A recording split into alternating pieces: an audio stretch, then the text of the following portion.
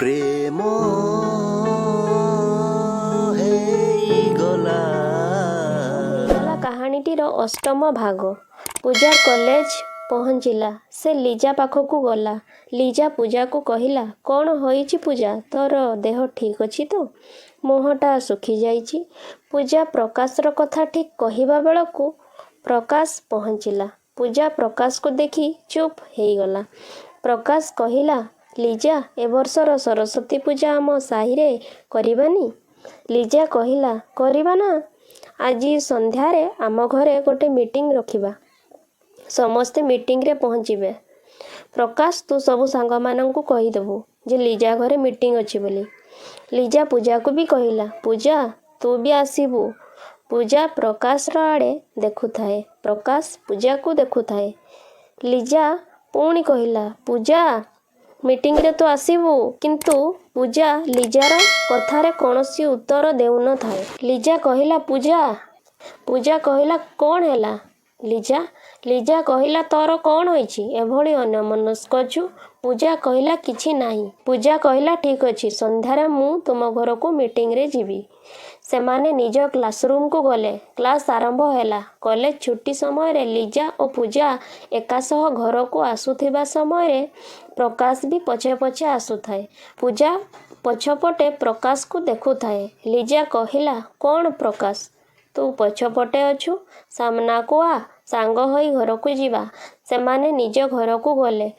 ଘରେ ପହଞ୍ଚିଲା ବେଳକୁ ପୂଜାର ମା ପୂଜାକୁ କହିଲେ, ପୂଜା, ସାଗର ତୋ ପାଇଁ ଗୋଟେ ବହି ପଠେଇଛି।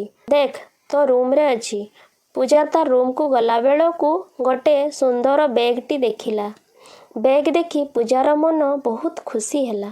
ପୂଜା ଭାବିଲା, ଯାହା ହେଉ, ଏତେ ଦିନ ପରେ ସାଗର ମୋ ପାଇଁ କିଛି ଉପହାର ପଠେଇଛି।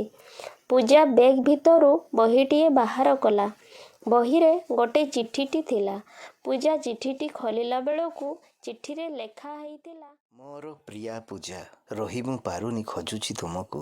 ଏମିତି ମୁଁ ସବୁଦିନ ତମ ବିନା ପ୍ରିୟା, ଆଉ ମୁଁ କାହାକୁ ଦେଇନି କେବେ ମୋ ମନ।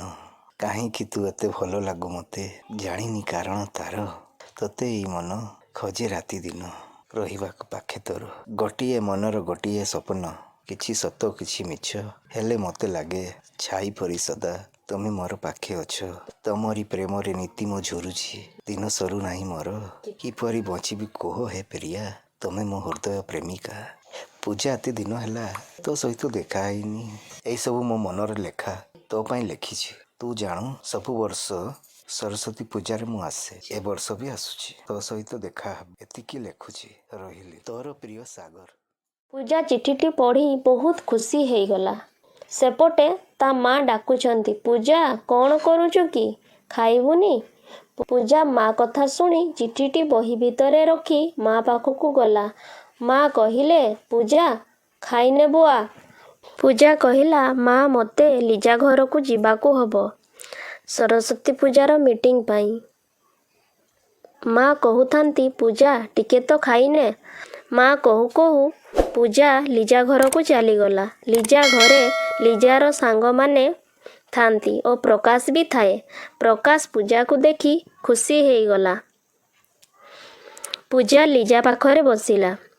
ସେମାନଙ୍କ ମିଟିଂ ଆରମ୍ଭ ହେଲା। ମୂର୍ତ୍ତି ସାଜସଜ୍ଜା, ଭୋଗ, ନାଚ, ଗୀତ, ସବୁ ଦାୟିତ୍ୱ ବଣ୍ଟନ ହେଲା। ମିଟିଂ ସରିଲା। ଯିଏ ଯା ଘରକୁ ଗଲେ। ପ୍ରକାଶ ପୂଜାକୁ କହିଲା, ପୂଜା, ସଞ୍ଜ ବହୁତ ହେଇଗଲାଣି, ଚାଲ, ତୋତେ ଘରେ ଛାଡ଼ିଦେବି। ଲିଜା କହିଲା, ପୂଜା, ପ୍ରକାଶ ସହ ଚାଲିଯା। ଆପଣମାନେ କହନ୍ତୁ, ପୂଜା ପ୍ରକାଶ ସହ ଯିବ କି ନାହିଁ? କାହାଣୀଟି ପସନ୍ଦ ଆସିଲେ ଲାଇକ୍, କମେଣ୍ଟ, ସେୟାର କରନ୍ତୁ। ଧନ୍ୟବାଦ।